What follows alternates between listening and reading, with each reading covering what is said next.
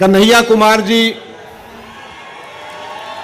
उदित राज जी, जयप्रकाश अग्रवाल जी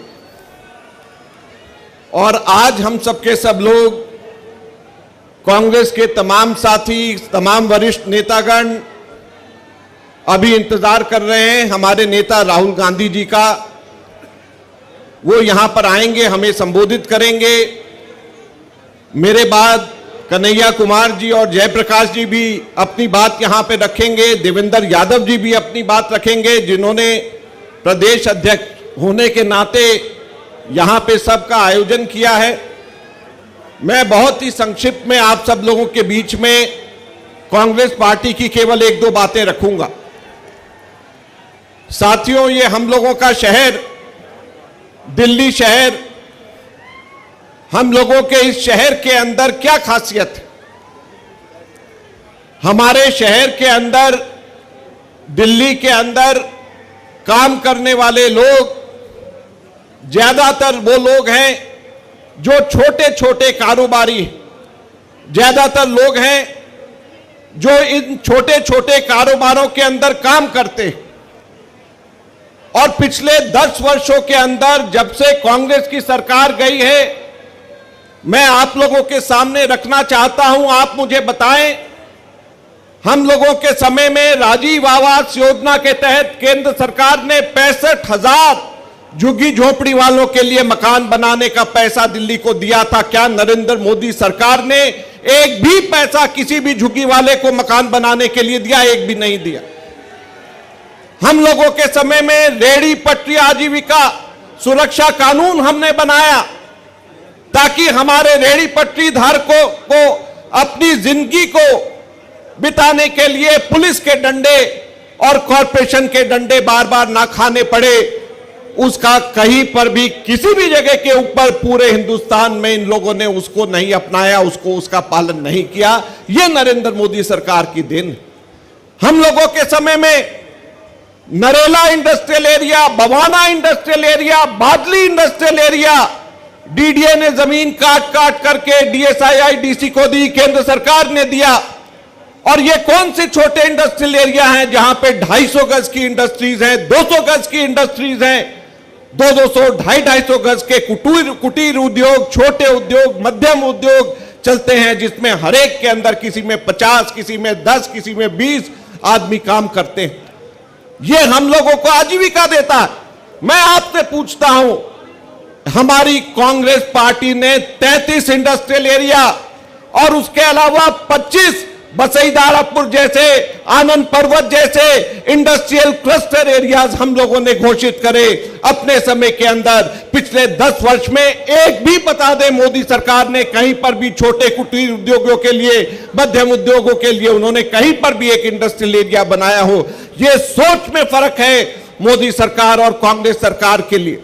तो जब हम बोलते हैं कि कांग्रेस को आप लोगों को वोट दे, तो कांग्रेस का मतलब पार्टी नहीं है। कांग्रेस का मतलब वो सोच है जो इंदिरा गांधी, जवाहरलाल नेहरू और अब राहुल गांधी उस सोच को आगे लेकर के जा रहे हैं, जिसमें गरीब लोगों का, जिसमें मध्यम वर्गीय लोगों का, जिसमें साधारण लोगों का फायदा होता है। उस सोच को वोट दीजिए और नरेंद्र मोदी सरकार को, भाजपा की सरकार को उखाड़ करके फेंक दीजिए। यही कहने के लिए मैं आप लोगों के बीच में आया हूं। बहुत बहुत धन्यवाद। जय हिंद, जय भारत।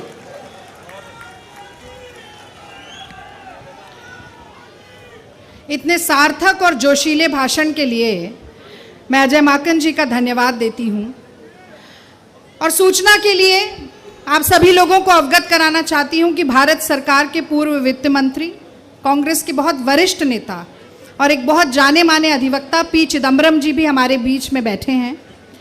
आम आदमी पार्टी से 3-4 विधायकगण आज इस सभा की शोभा बढ़ा रहे हैं। राजेश गुप्ता जी तो इसी क्षेत्र से विधायक हैं, वंदना कुमारी जी शालीमार बाग से, पवन शर्मा जी आदर्श नगर से और अखिलेश त्रिपाठी जी मॉडल टाउन से। मैं चाहती हूं कि एक बार आप सभी लोग जोरदार तालियों के साथ स्वागत करें। जोरदार, थोड़ी और आवाज आनी चाहिए, जोरदार। राजेश गुप्ता जी, वंदना कुमारी जी, पवन शर्मा जी और इमरान भाई के बारे में मैंने शुरू में ही कहा, भारत सरकार के मंत्री इमरान हुसैन जी, अखिलेश त्रिपाठी जी। तो अब कार्यक्रम को आगे बढ़ाते हुए भाई उत्तर पूर्वी दिल्ली के जो प्रत्याशी हैं उनके आते ही जो जोरदार तालियां और ये जो हाथ हिलाने का सिलसिला हुआ था, मैं समझती हूं कि अब उनको बुलाने का वक्त आ गया है। और कल एक बहुत ही कायरतापूर्ण घटना घटी, आप सभी उससे वाकिफ होंगे। वो कहीं ना कहीं भारतीय जनता पार्टी के मन में बैठे हुए डर की तरफ इशारा करती है। जब दिमाग शून्य हो जाता है, जबान लड़खड़ाने लगती है, टांगे कांपने लगती हैं, जब तानाशाह बहुत डर जाता है तो वो और ज्यादा हिंसक हो जाता है। पर हमारा भाई यहां खड़ा है मजबूती के साथ, और उनका स्वागत मैं शेर के साथ करना चाहती हूं कि अजब जादू है इनकी गुफ्तगू में, अजब जादू है इनकी गुफ्तगू में, मुखातिब हो तो पत्थर बोलता है, और हमारी प्यास का तो मयार ये है कि खुद आगे बढ़ के समुंदर बोलता है। कन्हैया कुमार जी आए और अपने भाषण से इस सभा को और जोशीला बनाएं।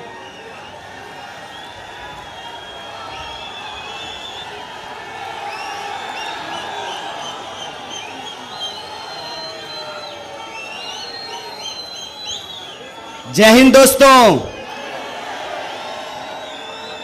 मंच पर उपस्थित भारतीय राष्ट्रीय कांग्रेस के तमाम वरिष्ठ नेतागण, आम आदमी पार्टी के स्थानीय विधायक और इस सभा की अध्यक्षता कर रहे दिल्ली प्रदेश कांग्रेस कमेटी के माननीय अध्यक्ष जी, उपस्थित साथियों और अलग अलग जगह से आए हुए कांग्रेस परिवार के हमारे जाबाज कार्यकर्तागण, आप सबका मैं कांग्रेस पार्टी की ओर से बहुत हार्दिक अभिनंदन करता हूं और मैं आपको बहुत धन्यवाद देता हूं कि जो प्यार दिल्ली कांग्रेस परिवार ने मुझे दिया है, जो परिवार इस गंभीर परिस्थिति में जिस मजबूती के साथ हमारे साथ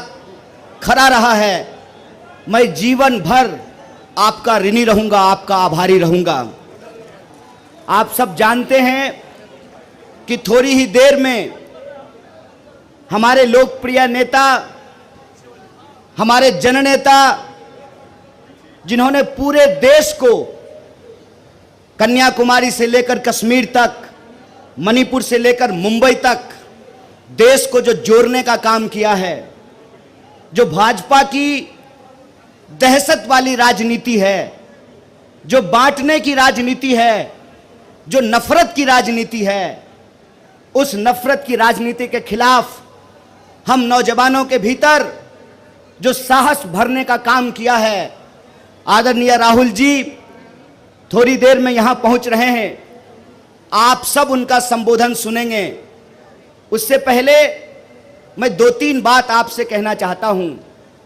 पहली बात, अक्सर हम लोग सुना करते थे कि मेहंदी रंग लाती है सूख जाने के बाद। मैं कहता हूं, मेहंदी रंग लाती है सूख जाने के बाद, और असली कांग्रेसियों की पहचान आती है मुश्किल वक्त आने के बाद। आप जो इस दौर में यहां खड़े हैं, कांग्रेस पार्टी का झंडा जो अपने हाथों में आपने थाम रखा है, यही कांग्रेस की विरासत है। यह पहली बार नहीं है दोस्तों कि अहंकारी सत्ता ने कहा हो कि हम कांग्रेस को समाप्त कर देंगे या कांग्रेस समाप्त हो जाएगी। मैं आपको याद दिलाना चाहता हूं, अंग्रेज अफसर भी यही कहा करते थे, जनरल डायर भी यही कहा करता था कि हम कांग्रेस को समाप्त कर देंगे। जिस साम्राज्य का सूरज अस्त नहीं होता था, 200 साल की उसकी गुलामी को बापू ने रघुपति राघव राजा राम, पतित पावन सीताराम, ईश्वर अल्लाह तेरो नाम, सबको सन्मति दे भगवान, ये गाना गा करके समाप्त कर दिया। साथियों, हम मानते हैं कि ये देश के लिए गंभीर वक्त है। हम मानते हैं इस देश को आजादी दिलाने वाली पार्टी, इस देश के लिए जान देने वाली पार्टी हमारे नेता राष्ट्रपिता महात्मा गांधी ने इस देश को जोड़ कर रखने के लिए, भाईचारे के लिए, सद्भावना के लिए गोली खाई है। हम जानते हैं कि इस देश की एकता और अखंडता के लिए देश की पहली महिला प्रधानमंत्री श्रीमती इंदिरा गांधी ने अपने लिए, देश के लिए अपने ऊपर गोलियां खाई है। हम जानते हैं कि इस देश की सुरक्षा के लिए, इस देश की एकता के लिए हमारे पूर्व प्रधानमंत्री स्वर्गीय राजीव गांधी ने गोली खाई है। इसीलिए मैं आप तमाम कार्यकर्ताओं से कहना चाहता हूं, दोस्तों, भाजपा के छोटे मोटे नमूने गुंडों से घबराने का वक्त नहीं है। हम इनको बताएंगे कि देशभक्ति का मतलब क्या होता है। देशभक्ति का मतलब होता है देश के संविधान को अपने सीने से लगा करके रखना। देशभक्ति का मतलब होता है इस देश के भीतर रहने वाले जो 140 करोड़ लोग हैं, चाहे वो किसी भी जाति या धर्म के हों, उनको भारतीय समझना और उनको बराबरी का हक और अधिकार दिलाना। देशभक्ति का मतलब यह होता है कि देश के भीतर कहीं कोई दुर्घटना हुई हो, किसी के साथ भी अत्याचार और अन्याय हुआ हो, तो उसके पक्ष में खड़ा होना, शोषितों की आवाज बनना, मजदूरों, किसानों, नौजवानों, महिलाओं, दलितों, आदिवासियों, पिछड़ों और गरीबों की आवाज बनना।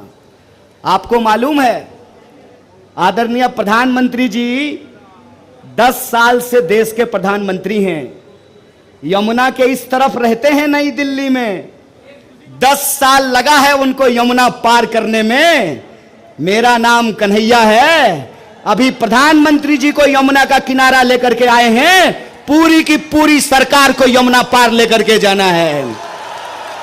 इसीलिए मैं आप सबसे यह कहना चाहता हूं कि आपने जो देश भर से प्यार भेजा है, जो मोहब्बत भेजी है, जो चिंता भेजी है, उसका मैं सम्मान करता हूं।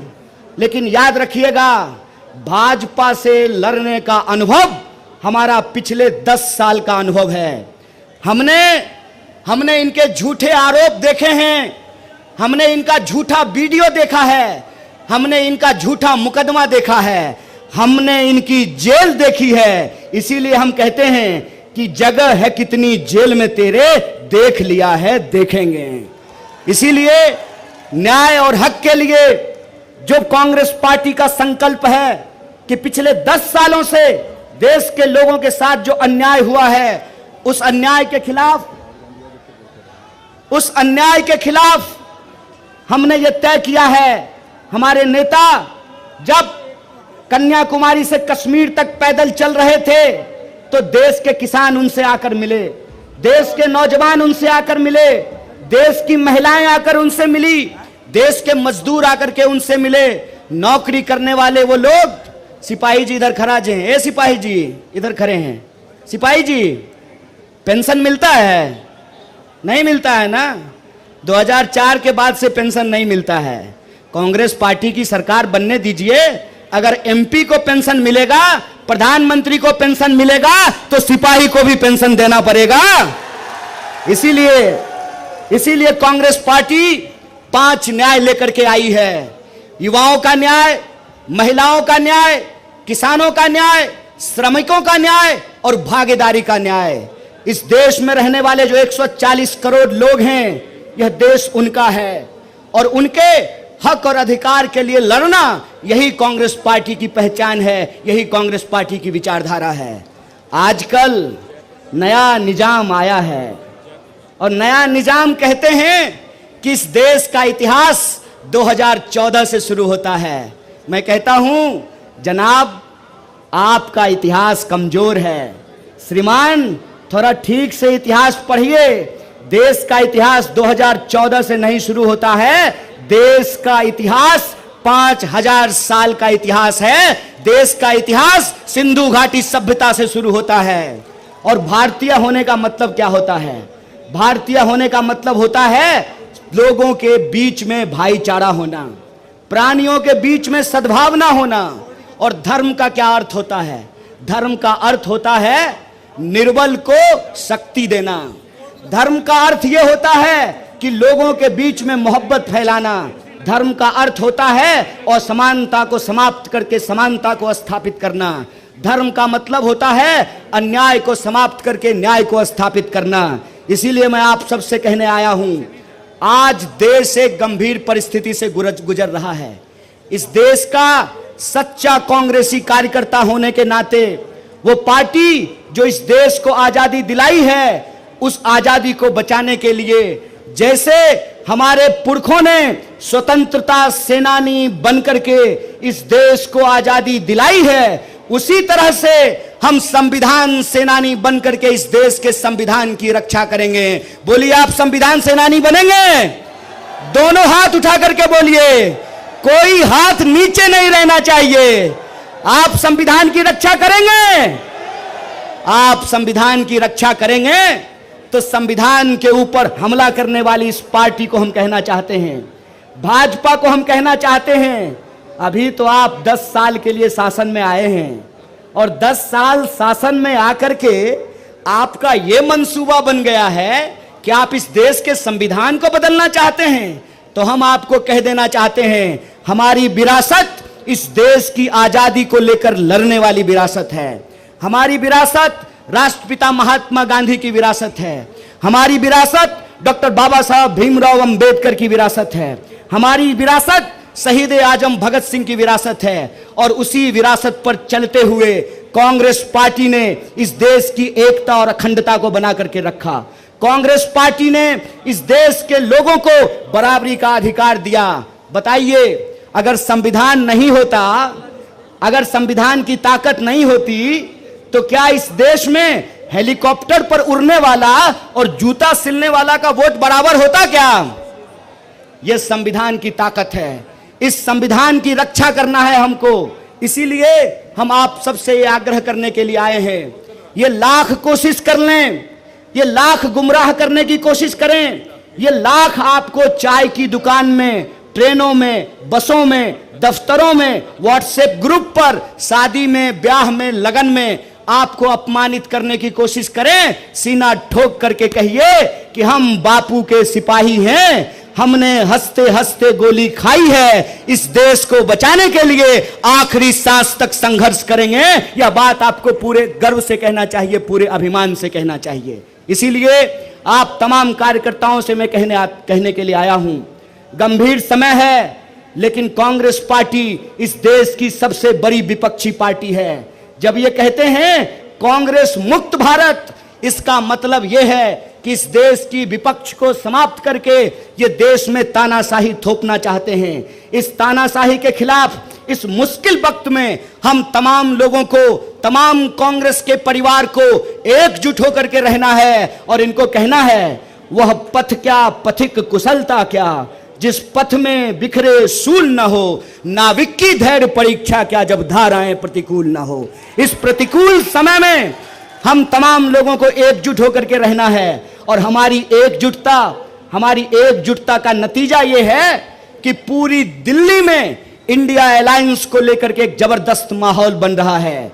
जो भाजपा सोचती थी कि हम 7 का 7 सीट दिल्ली में जीतेंगे, दिल्ली वासियों ने बता दिया है कि ये दिल्ली है मेरे यार, ये दिल्ली है मेरे यार। इस दिल्ली को जब जब जिसने भी कब्जा करने की कोशिश किया है वो नाकाम हुए हैं, यही दिल्ली का इतिहास है। इसीलिए मैं आप दिल्ली वासियों से ये कहने के लिए आया हूं, ऐ दिल्ली वासियों, ऐ दिल्ली की हमारे आदरणीय बुजुर्गों, हमारी माताओं और बहनों, नौजवान दोस्तों, दुकानदारी करने वाले, बिजनेस करने वाले, नौकरी करने वाले, मैं दिल्ली के एक एक बासिंदे से यह कहने के लिए आया हूं कि भाजपा पिछले 25 साल से दिल्ली को अपमानित कर रही है।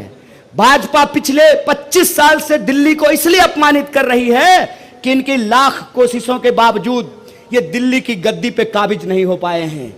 आज जब मैं उत्तर पूर्वी दिल्ली में जाता हूं, लोगों से बात करता हूं, तो लोग हमको बताते हैं HKL भगत जी के बारे में, लोग हमको बताते हैं शीला जी के बारे में, लोग हमको बताते हैं जेपी अग्रवाल जी के बारे में, तो हम अपने दिल्ली के एक एक कार्यकर्ता को कहना चाहते हैं, मजबूती से इंडिया अलायंस के साथ खड़े रहिए। दिल्ली का माहौल बदल रहा है। इस बार दिल्ली न्याय के लिए लड़ेगी। बोलिए, दिल्ली न्याय के लिए लड़ेगी। 5 न्याय और 25 गारंटी के लिए लड़ेगी। तो लड़ेगी दिल्ली न्याय के लिए और जीतेगी दिल्ली, यह भरोसा मैं आप सबको दिलाने के लिए आया हूं। सो आप तमाम कार्यकर्ता चुनाव के आखिरी दिन तक एकजुट रहिए और जब तक मतदान नहीं हो जाता है तब तक सचेत रहिए, सजग रहिए, एकजुट रहिए। ये गुमराह करने की कोशिश करेंगे, लड़ाने की कोशिश करेंगे, लेकिन लड़ना नहीं है, एकजुट रहना है और संविधान की रक्षा करना है। इस बार दिल्ली में जनता वोट का चोट करेगी तानाशाही के खिलाफ। इस बार दिल्ली का जनता वोट का चोट करेगी संविधान को तोड़ने वालों के खिलाफ। इन्हीं शब्दों के साथ एक बार पुनः पूरे सम्मानित मंच को धन्यवाद कहते हुए और हमारे कांग्रेस परिवार के, इंडिया अलायंस के, आम आदमी पार्टी के सभी सदस्यों को और आप कार्यकर्ताओं को धन्यवाद कहते हुए अपनी बात को समाप्त करता हूं। बहुत बहुत धन्यवाद, शुक्रिया। जय हिंद, जय दिल्ली।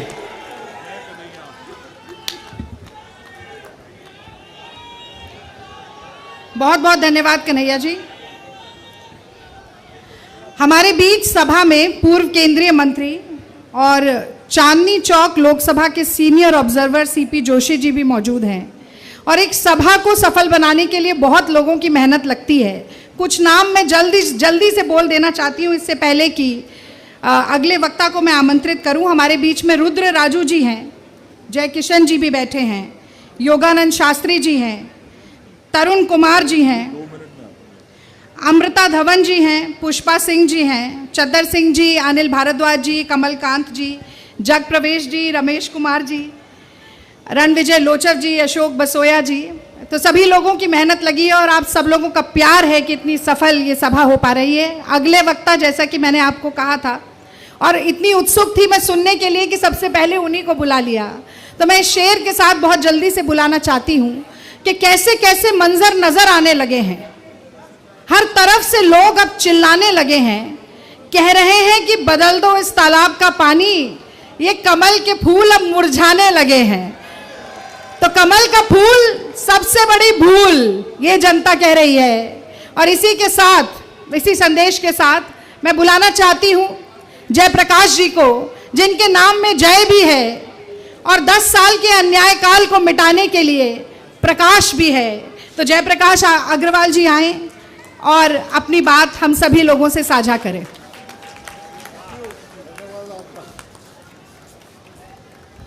बहुत बहुत धन्यवाद रागिनी नायक जी। यहाँ उपस्थित आदरणीय दिल्ली प्रदेश कांग्रेस कमेटी के अध्यक्ष देवेंद्र यादव जी, आदरणीय अजय माखन जी, मंच पर बैठे हुए अनेक विशिष्ट अतिथिगण, साथियों और दोस्तों, आज एक वक्त है जब हम सब यहाँ आपकी अदालत में खड़े हैं। वो बात की अदालत का जिक्र मैं बाद में करूँगा। हम कांग्रेसी हैं और मैं ये देखना चाहता हूँ कि आपके दिल में कांग्रेस के नेताओं के प्रति कितनी श्रद्धा है और आप उन्हें भूले तो नहीं। इंदिरा गांधी, इतनी हल्की आवाज से बोलोगे तो ये लगेगा आप भूल गए। इंदिरा गांधी, राजीव गांधी, और अब जो हमारी 20 साल तक कांग्रेस अध्यक्ष नहीं, उनकी जिंदाबाद का आपको नारा लगाना है, सोनिया गांधी, सोनिया गांधी। अब हमारे जो पूर्व अध्यक्ष हैं, जिनकी सभा आज होने वाली है, आदरणीय राहुल गांधी जी को सन लम्हों में यहाँ आने वाले हैं। आदरणीय राहुल गांधी, राहुल गांधी, और हमारे कांग्रेस अध्यक्ष खड़गे साहब, जिनके नेतृत्व में अब ये पूरा चुनाव लड़ा जा रहा है, वो हमारे नेतृत्व कर रहे हैं इस चुनाव में। आदरणीय खड़गे साहब, खड़गे साहब, मैं आपको जगाने आया हूं। कांग्रेसी कभी डरता नहीं, कांग्रेसी चुनौती से छिपता भी नहीं। जिस समय अंग्रेजों से लड़ाई हुई, कांग्रेस के हर नेता और कार्यकर्ता के पैर में घुंघरू बंधे थे। 15 साल, 16 साल, 20 साल वो नौजवान साथी जेलों में गए और इस देश को आज़ादी दिलाई। कांग्रेस के प्रधानमंत्री रहे, कांग्रेस के नीति और कार्यक्रम रहे। कांग्रेस किसी भी चुनौती के दौर से गुजरी हो, वो कभी कांग्रेस का कार्यकर्ता कमजोर नहीं पड़ा। बहुत लोगों ने कहा जब हम एक दौर से गुजरे थे कि ये किसी कांग्रेसी को दिखाओ और 1000 रुपए पाओ। मैं अब आपको, मुझे बहुत खुशी है अनाउंस करने में कि आदरणीय राहुल गांधी जी हमारे बीच आ गए हैं। जब वो आए मंच पे तो आप बहुत जोर से तालियां बजाकर उनका स्वागत करें।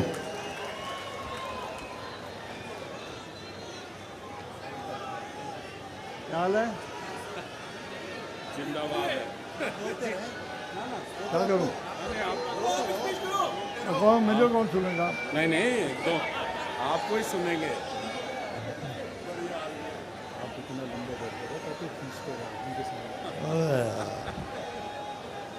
साथियों, अभी आ गए हैं वो और 1 मिनट में अभी मंच पर आने वाले हैं। और जो मंच पर आए तो यहाँ से इतनी जोर की तालियों की और नारों की आवाज़ होनी चाहिए ताकि वो मोदी सरकार के कान के पर्दे फट जाएं। राहुल गांधी, राहुल गांधी। मैं अपनी बात 2-4 शब्दों में ख़त्म करूंगा क्योंकि हम सब उत्साहित हैं राहुल जी को सुनने के लिए। तो जिस समय लोगों ने कहा कि कांग्रेसी दिखाओ 1000 रुपए पाओ, वो दौर 2 साल भी नहीं रहा। लोगों ने कांग्रेस पर विश्वास करा। आप झूमे, आपके पैरों में घुंघरू बंधे, आपने जो दूसरी पार्टियां थी उनका मुकाबला करा और कांग्रेस की सरकार बनवाई। आज फिर वही वक्त है, इस देश का चुनाव है, भविष्य का चुनाव है। राहुल जी के नेतृत्व में वो चुनाव लड़ रहे हैं। किसी ने अगर मोदी जी को चुनौती दी है तो वो राहुल गांधी ने दी है और कोई नेता उतनी ताकत से उनके मुकाबले खड़ा नहीं हो पाया। आज वक्त है कांग्रेस के नेता को चुनौती का सामना करने का, कांग्रेस के कार्यकर्ताओं को उस चुनौती का सामना करने का। राहुल जी आ गए।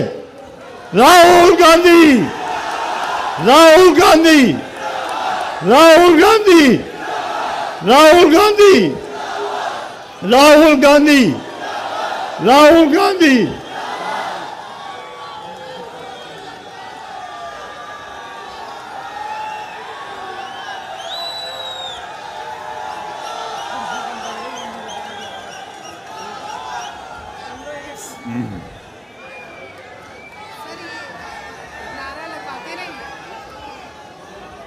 लगाओ लगाओ। राहुल गांधी।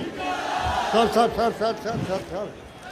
अरे सर मैं रह गया, सर मैं रह गया, मैं रह गया। नमस्कार जेपी जी, कैसे आप? बिल्कुल ठीक है। रागनी सर आप कंटिन्यू करिए। क्या करना है? 2 मिनट बोलिए, 10 उसके बाद मैं देवेंद्र भाई साहब को बुलाऊंगी। मैं तो जाए यार।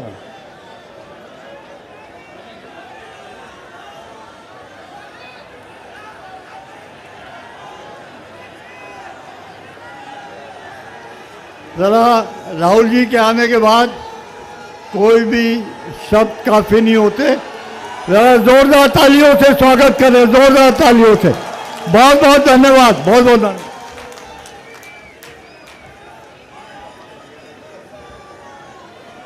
साथियों, जैसा कि आप सभी ने देखा कि हमारे बीच दिल्ली कांग्रेस कमेटी के प्रभारी दीपक बाबरिया जी आ चुके हैं। अखिल भारतीय कांग्रेस कमेटी के संगठन प्रभारी केसी वेणुगोपाल जी आ चुके हैं और हमारे बीच हमारे जननायक राहुल गांधी जी आ चुके हैं।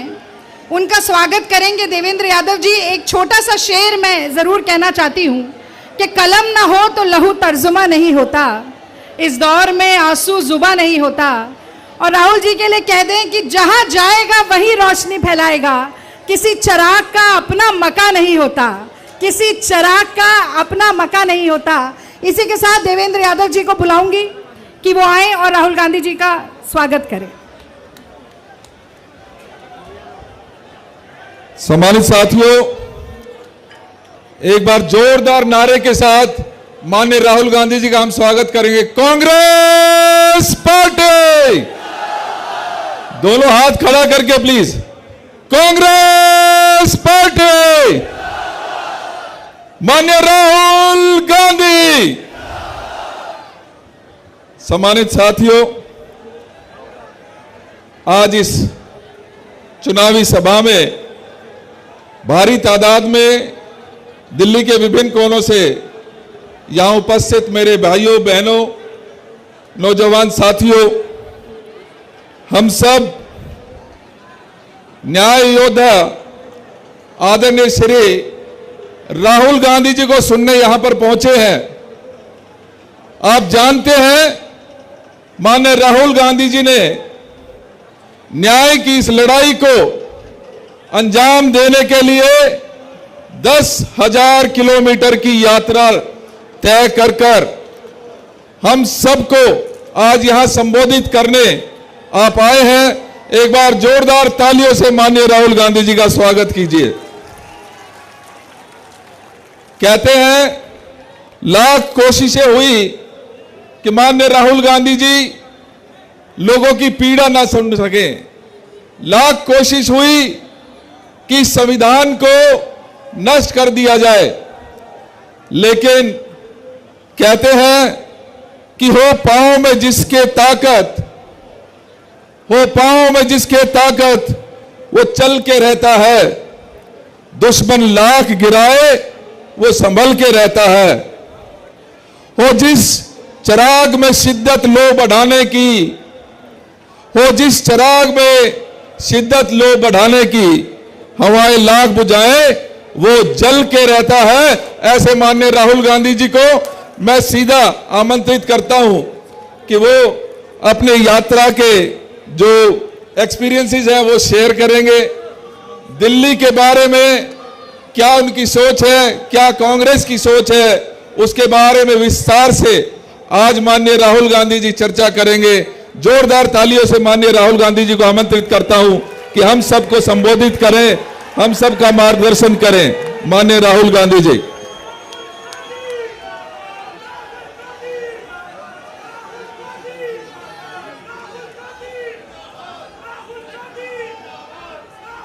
साथियों, चांदनी चौक पार्लियामेंट के बारे में एक विजन डॉक्यूमेंट मेरी तरफ से जनता के लिए है। आदरणीय राहुल गांधी जी उसे रिलीज करेंगे। जरा तालियां बजा के स्वागत कर दे दो।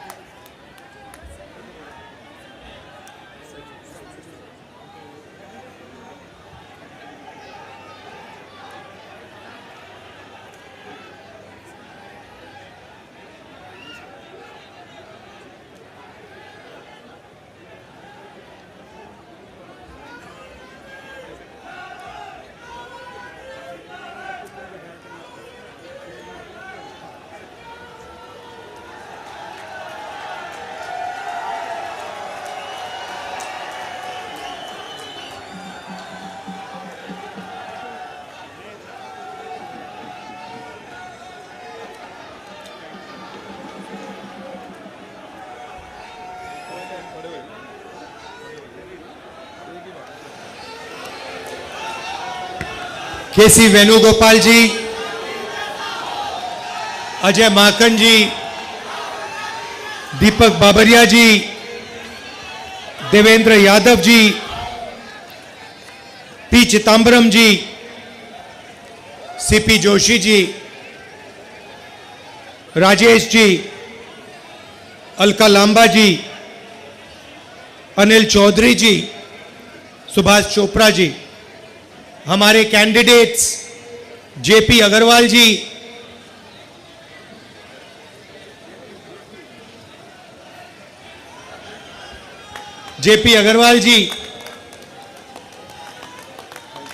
उदित राज जी और कन्हैया कुमार जी,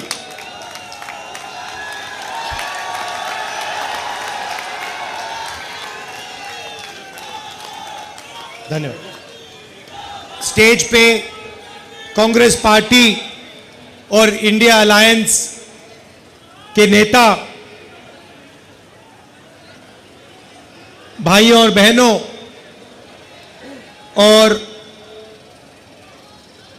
कांग्रेस पार्टी के और आम आदमी पार्टी के हमारे सब बब्बर शेर कार्यकर्ता, आप सबका यहां बहुत बहुत स्वागत। प्रेस के मित्रों, आपका भी स्वागत, मगर आप हमारे मित्र नहीं हो। कहना पड़ता है, मगर आप ना छोटे व्यापारियों के मित्र हो, ना युवाओं के मित्र हो, ना किसानों के हो, ना मजदूरों के हो। आप अदानी जी के, मोदी जी के मित्र हो। और आप 24 घंटा कभी अंबानी की शादी दिखाओगे? आपने कभी नोटिस किया चांदनी चौक के भाइयों और बहनों कि ये कभी भी छोटे व्यापारियों की, स्मॉल और मीडियम बिजनेस की, कारीगरों की बात नहीं करते हैं, मगर 24 घंटा आपको या बॉलीवुड स्टार्स दिखाएंगे, या अंबानी की शादी दिखाएंगे, या फिर नरेंद्र मोदी जी का चेहरा आपको दिखेगा। तो ये कहना पड़ता है, मगर ये हमारे मित्र नहीं हैं, ये 2-3 अरबपतियों के मित्र हैं। खैर, इनकी गलती नहीं है। ये जो स्ट्रिंगर्स हैं, कैमरामैन हैं, ये इलेक्शन में वोट इंडिया अलायंस को देंगे, देख लेना। और आप याद रखिए, और कांग्रेस के कार्यकर्ता भी याद रखिए, कि दिल्ली में 4 सीटें आम आदमी पार्टी लड़ रही है और 3 सीटें कांग्रेस पार्टी लड़ रही है। तो कांग्रेस कार्यकर्ताओं को 3 सीटों में कांग्रेस पार्टी को वोट देना है और 4 सीटों में आम आदमी पार्टी का समर्थन करना है। और आम आदमी पार्टी के कार्यकर्ताओं को 3 सीटों में कांग्रेस पार्टी का बटन दबाना है और 4 सीटों में आम आदमी पार्टी का बटन दबाना है। और अभी कन्हैया जी ने मुझे कहा कि अजीब सी बात है, केजरीवाल जी कांग्रेस पार्टी का बटन दबाएंगे और मैं आम आदमी पार्टी का बटन दबाऊंगा।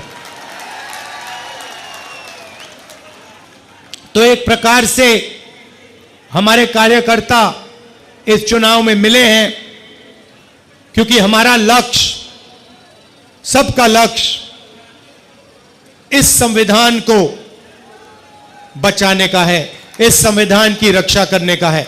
अंबेडकर जी का संविधान, महात्मा गांधी का संविधान, जवाहरलाल नेहरू जी का, और हिंदुस्तान के सबसे गरीब लोगों का, दलितों का, आदिवासियों का, पिछड़ों का।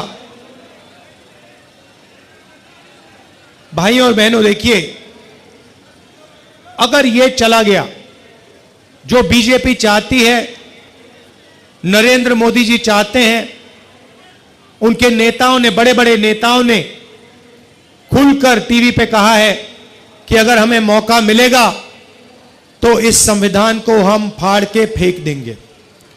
तो पहला काम इस किताब, इस संविधान की रक्षा करना है, क्योंकि यही आपका भविष्य है, यही आपका सपना है और यही आपके दिल की आवाज है। नरेंद्र मोदी जी ने 22-25 लोगों के लिए काम किया। चांदनी चौक में स्मॉल और मीडियम बिजनेस वाले लोग हैं, दुकानदार हैं, ट्रेडर्स हैं। मैं आपसे पूछना चाहता हूं, नरेंद्र मोदी जी ने पिछले 10 सालों में आपके लिए क्या किया? नोटबंदी से क्या किया आपके लिए? मुझे बता दो, एक बात बता दो, एक काम जो नरेंद्र मोदी जी ने छोटे व्यापारियों के लिए, चांदनी चौक के व्यापारियों के लिए, दिल्ली के व्यापारियों के लिए एक काम किया तो बता दो मुझे, क्या है?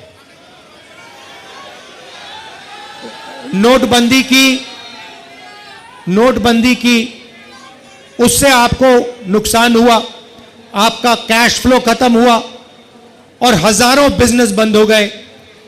गलत जीएसटी लागू की, 5 अलग अलग टैक्स, 28% तक टैक्स, और टैक्स में भ्रष्टाचार, एक्सटॉर्शन बढ़ाया बीजेपी ने। तो मैं आपसे पूछना चाहता हूं, मुझे आप बताओ कौन सा काम नरेंद्र मोदी ने आपके लिए किया हो? अब भाइयों और बहनों, छोटे व्यापारियों का उन्होंने 1 रुपया माफ नहीं किया, किसानों का 1 रुपया माफ नहीं किया, मजदूरों को 1 रुपया नहीं दिया, मगर अदानी का, अंबानी का, ऐसे बड़े बड़े अरबपतियों का 16 लाख करोड़ रुपया इन्होंने कर्जा माफ किया है। आप सोचिए, 16 लाख करोड़ रुपया मतलब 24 साल का मनरेगा का पैसा, या जितना हमने किसानों का कर्जा माफ किया था, अगर आप उसको 24 बार करो, उतना पैसा नरेंद्र मोदी जी ने अदानी और अंबानी जैसे अरबपतियों को दिया है। रेलवेज को प्राइवेटाइज कर रहे हैं, सारी पब्लिक सेक्टर यूनिट्स को एक के बाद एक प्राइवेटाइज कर रहे हैं। यहां पे लाल किले को, जो नेशनलिज्म का प्रतीक है, सिंबल है, देशभक्ति का सिंबल है, उसे प्राइवेटाइज कर दिया, उसका ठेका किसी को दे दिया है। तो पूरा का पूरा काम 22-25 लोगों के लिए हो रहा है। इंटरव्यू में नरेंद्र मोदी के आपने इंटरव्यू देखे होंगे, उनके 4-5 वो जर्नलिस्ट हैं, उनके चमचे, उनके साथ इंटरव्यू देखा आपने? देखा ना? वो स्क्रिप्टेड सवाल होता है, मोदी जी आप आम कैसे खाते हो, मोदी जी आप ये कैसे करते हो। अब गलती से क्या हुआ, वो स्क्रिप्टेड वाले इंटरव्यू में एक पत्रकार ने पूछ लिया, मोदी जी एक बड़ा एकेडमिक है, उसने कहा है कि हिंदुस्तान में अमीर अमीर होते जा रहे हैं और गरीब गरीब होते जा रहे हैं, इसके बारे में आप क्या सोचते हो? और नरेंद्र मोदी का जवाब आता है, क्या मैं सबको गरीब कर दूं?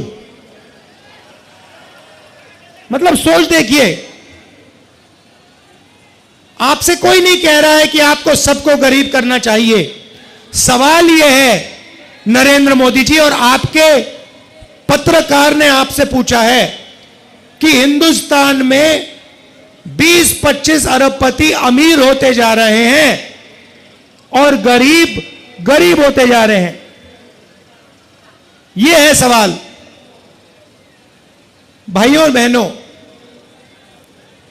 30-35 इंटरव्यू दिए हैं, वही 5-10 जर्नलिस्ट, 2-3 इंटेलेक्चुअल्स ने, पत्रकारों ने मुझे चिट्ठी लिखी, पब्लिक अनाउंसमेंट किया और नरेंद्र मोदी जी को चिट्ठी लिखी और कहा कि नरेंद्र मोदी जी, लोकतंत्र में डिबेट होना चाहिए, डिबेट जरूरी है, आपको राहुल गांधी के साथ डिबेट करना चाहिए।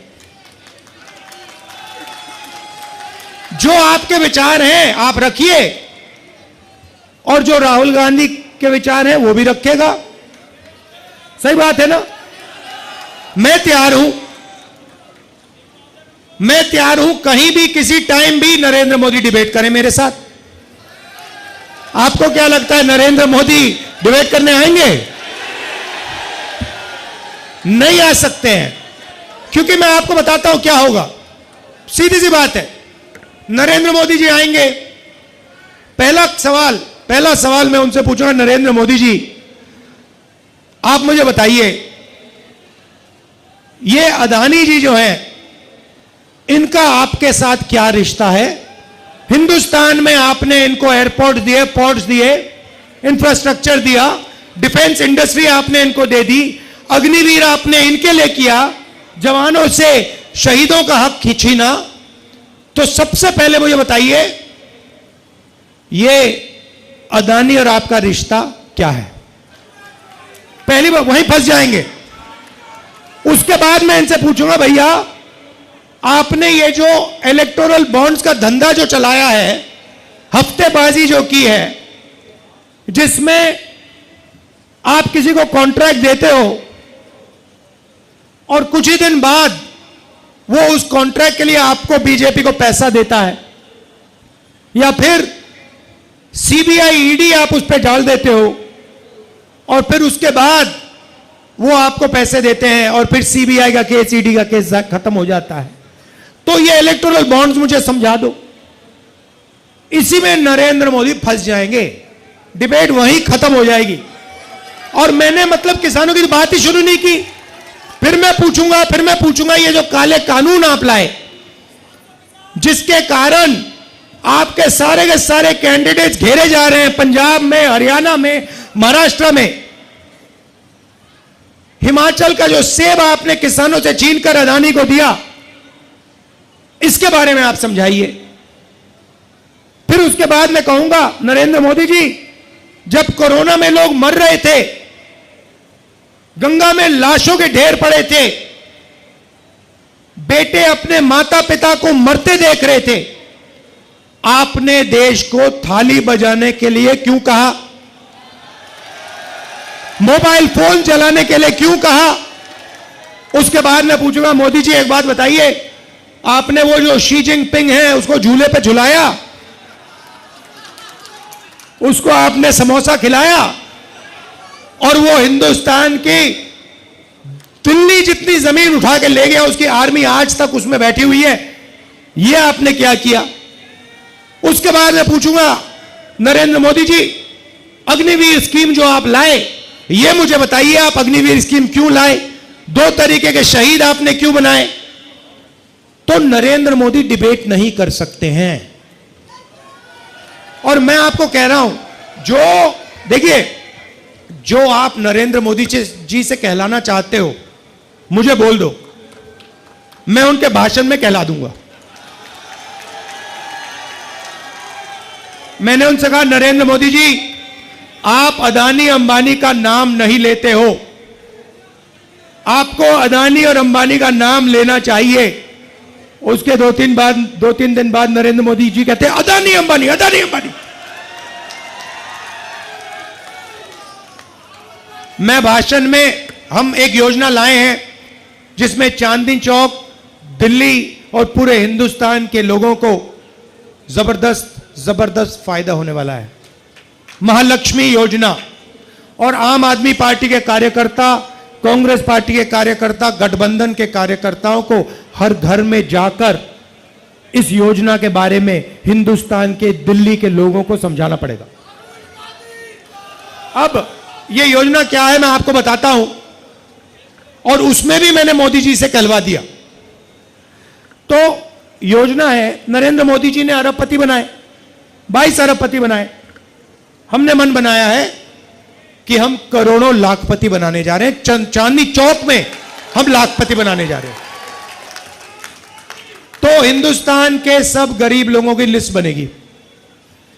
चांदनी चौक में जो भी गरीबी रेखा से नीचे है, दिल्ली में जो भी गरीबी रेखा से नीचे है, जो भी परिवार गरीबी रेखा से नीचे है, उनकी लिस्ट बनेगी। पूरे हिंदुस्तान में बनेगी, करोड़ों परिवारों की लिस्ट बनेगी। और फिर हर परिवार में से एक महिला का नाम चुना जाएगा, और उस परिवार के बैंक अकाउंट में, उस महिला के बैंक अकाउंट में साल का 1 लाख रुपया इंडिया गठबंधन डाल देगा। मतलब 8,500 रुपए महीने के ठका ठक अंदर। अब मैंने बोला, भाषण में बोल दिया ठकाठक ठकाठक ठकाठक अंदर। अब अपने हर भाषण में नरेंद्र मोदी ठकाठक ठकाठक फटाफट फटाफट फटाफट ठकाठक बोल रहा है।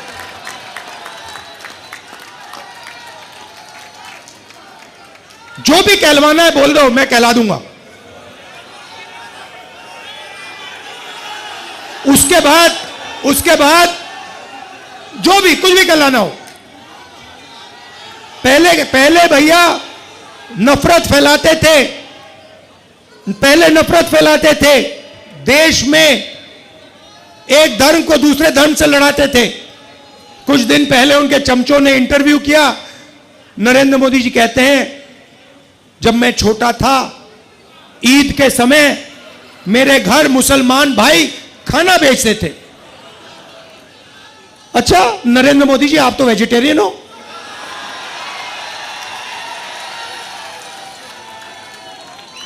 तो इसका मतलब आप वेजिटेरियन नहीं हो क्या?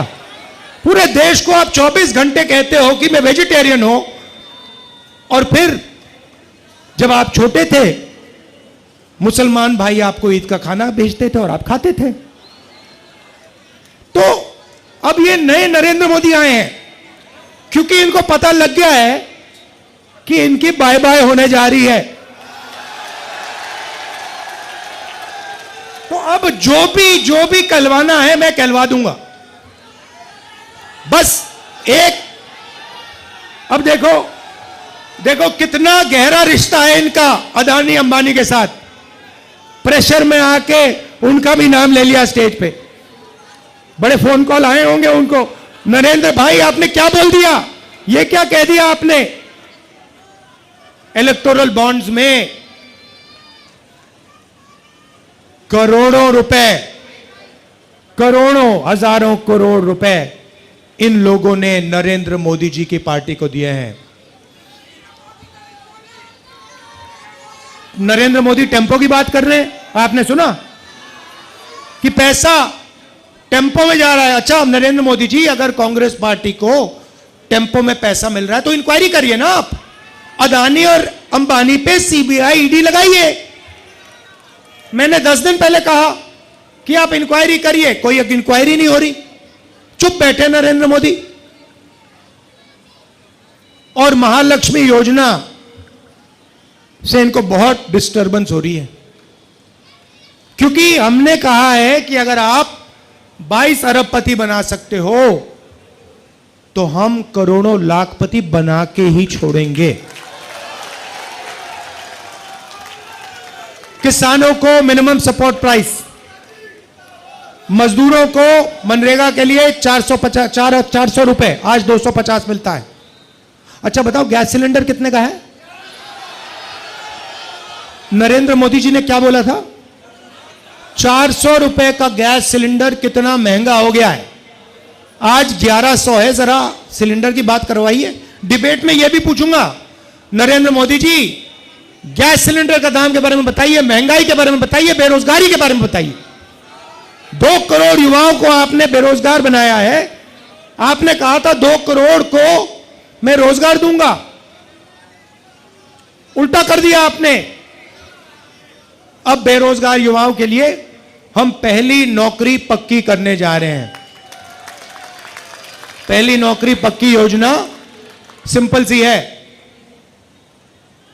हिंदुस्तान के ग्रेजुएट्स, कॉलेज, यूनिवर्सिटी और डिप्लोमा होल्डर्स जो इस भीड़ में बहुत हैं और चांदनी चौक में हैं, दिल्ली में हैं, पूरे हिंदुस्तान में हैं। भारत जोड़ो यात्रा में मैं युवाओं से मिलता था, पूछता था क्या करते हो, कहते कुछ नहीं करते।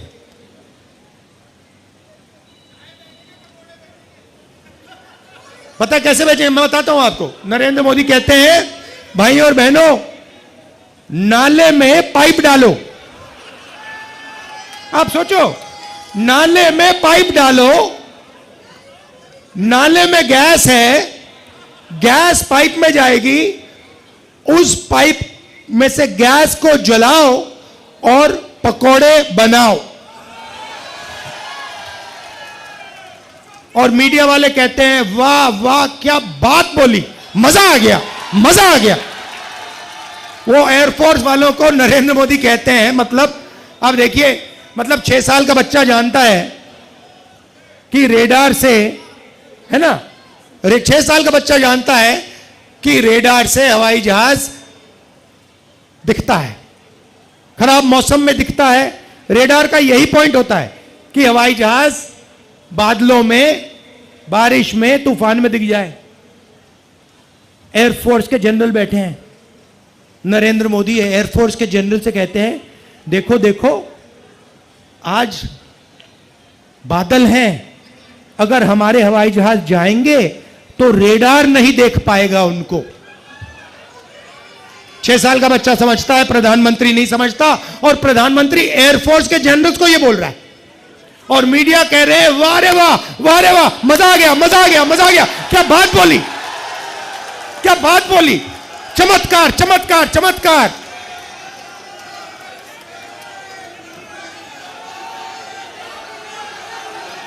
देखो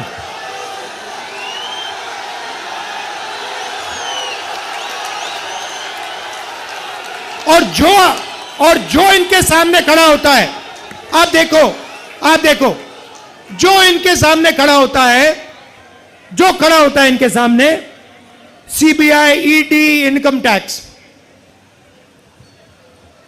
मेरी ईडी से इंटेरोगेशन करी 55 घंटे मेरी इंटेरोगेशन की। मैं आपको बता रहा हूं, ईडी वाले थक गए। मेरा घर छीन लिया। घर जब छीना, मैंने इनको चाबी दी, मैंने कहा भैया घर नहीं चाहिए तुम्हारा। मेरे पास हिंदुस्तान में करोड़ों घर है, चांदनी चौक में हजारों घर है मेरे। लोगों के दिल में मेरा घर है, मुझे घर की जरूरत नहीं है। मैं 4000 किलोमीटर चला हूं कन्याकुमारी से कश्मीर, नफरत के बाजार में मोहब्बत की दुकान खोली है, और वही आम आदमी पार्टी, कांग्रेस पार्टी और हम सब मिलकर चांदनी चौक में और दिल्ली में नफरत के बाजार में मोहब्बत की दुकान 7 में से 60 सीट लेने जा रहे हैं। केजरीवाल जी को भी जेल में डाला, सोरेन जी को जेल में डाला, और लिस्ट बनी हुई है कांग्रेस पार्टी में से, सीबीआई, ईडी दबाकर एक के बाद एक नेताओं को ले जा रहे हैं। दिल्ली से भी अभी एक को उठा के ले गए, है ना।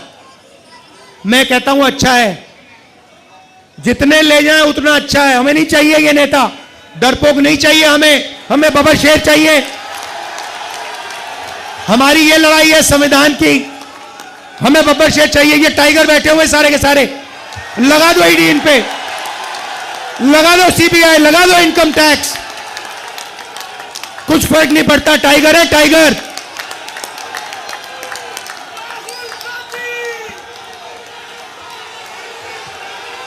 हाथ के निशान में भाइयों और बहनों, हाथ के निशान में झाड़ू है। तो ये मैं आपसे कहना चाहता था। और ये जो नरेंद्र मोदी ने राजनीति जो शुरू की है ना, ये नफरत की, इसकी कोई जरूरत नहीं हिंदुस्तान को। इसको दिल्ली की में कोई जरूरत नहीं। दिल्ली पूरे देश को रास्ता दिखाता था। यह भाईचारे का कैपिटल है, हिंदुस्तान का कैपिटल है, मगर यह भाईचारे का कैपिटल है। और ये जब एक साथ मोहब्बत से काम करता है तो ये तेजी से आगे बढ़ता है ना। और देखिए, आखिरी बार मैं आपसे कहना चाहता हूं, यहां पे छोटे व्यापारी हैं, कारपेंटर हैं, इलेक्ट्रिशियन हैं, ये छोटा काम करते हैं। इनको नरेंद्र मोदी रोज कुचलते हैं। जीएसटी, नोटबंदी, पुलिस वाले तंग करते हैं, इनको जमीन नहीं देते, इनको जगह नहीं देते। तो 2-3 चीजें हम करने जा रहे हैं। सबसे पहले अग्निवीर योजना को उठा के कूड़ेदान में। दूसरा काम, जीएसटी को सिंप्लीफाई करेंगे, 5 अलग अलग टैक्स नहीं होगा, एक टैक्स होगा। ये जो एक्सटॉर्शन चल रहा है ये सब बंद हो जाएगा, कम से कम टैक्स होगा। और जो इन्होंने अरबपतियों के लिए किया, वो ही जो बैंक का सपोर्ट, बैंक लोन्स यही जो अरबपति को देते हैं, वैसे ही हम बैंक लोन्स चांदनी चौक के छोटे व्यापारियों को, स्मॉल बिजनेस को, मीडियम साइज बिजनेसेस को देंगे। क्यों?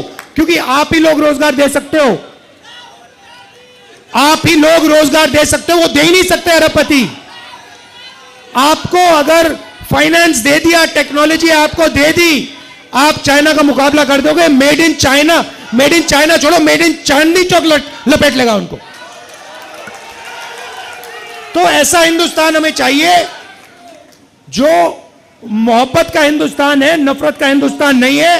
एक साथ खड़ा होके मेड इन चाइना का मुकाबला करना है, यही सबसे बड़ी मुश्किल है। यही इसी चीज के खिलाफ हम सबको खड़ा होना है। Made in India, made in Chandni Chowk, made in new Delhi. ठीक है? तो फिर से दोहराना चाहता हूं, 3 सीटों में कांग्रेस पार्टी हाथ का निशान, 4 सीटों में आम आदमी पार्टी झाड़ू। आम आदमी पार्टी के भी एमएलए बैठे हैं। नमस्कार, आइए सब, आ जाइए, सब एमएलए आ जाइए, आप भी आ जाइए, सब आ जाइए।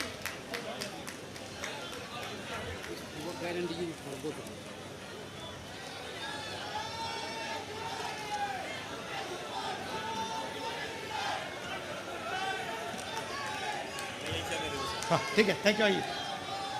अच्छा, एक बात, मैं रोजगार की बात कर रहा था, एक जरूरी बात मैंने खत्म ही नहीं की। हाँ, पेपर लीक, मगर एक जरूरी बात मैंने खत्म नहीं की। मैंने कहा कि युवाओं की लिस्ट बनेगी, graduate, post graduate, college, university diploma holders list बनेगी, और हम पहली नौकरी पक्की का अधिकार देंगे। 1 साल की नौकरी होगी, ट्रेनिंग होगी, साल का 1 लाख रुपया अनएम्प्लॉयड युवाओं के बैंक अकाउंट में जाएगा, महीने का 8,500 रुपए ठकाठक अंदर। और आखिरी बात, जब यूपीए की सरकार थी, हम भोजन का अधिकार लाए थे। यह हमारा स्कीम है, नरेंद्र मोदी जी हमारे स्कीम को चलाते हैं। ये 5 किलो अनाज देते हैं, हम 10 किलो अनाज देने जा रहे हैं। आप सबका मैं दिल से धन्यवाद करना चाहता हूं। आप रात के समय आए, इतने प्यार से आपने मेरी बात सुनी, बहुत ऊर्जा है आप में। अब जाके कांग्रेस पार्टी को जिताइए, आम आदमी पार्टी को जिताइए, भारी बहुमत से हमारे कैंडिडेट्स को जिताइए। नमस्कार, जय हिंद, धन्यवाद।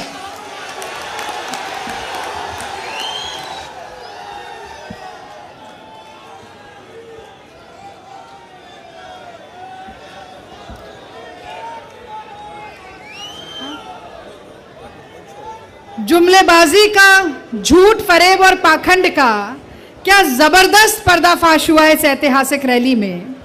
पर राहुल जी, मैं एक बात जरूर कहना चाहती हूं कि जिन प्रधानमंत्री ने 10 साल में एक प्रेस वार्ता नहीं की, बिना टेलीप्रॉम्प्टर देखे एक भाषण नहीं दिया, वो डिबेट में आपके सामने ना आएंगे ना टिक पाएंगे। इस बात पे एक बार जोरदार ताली बजाइए। और अब धन्यवाद ज्ञापन के लिए मैं हमारे क्षेत्र के आदर्श नगर के जिलाध्यक्ष मनोज यादव जी से आग्रह करती हूं कि वो आएं और अपनी बात आप सभी के समक्ष रखें। धन्यवाद रागिनी जी।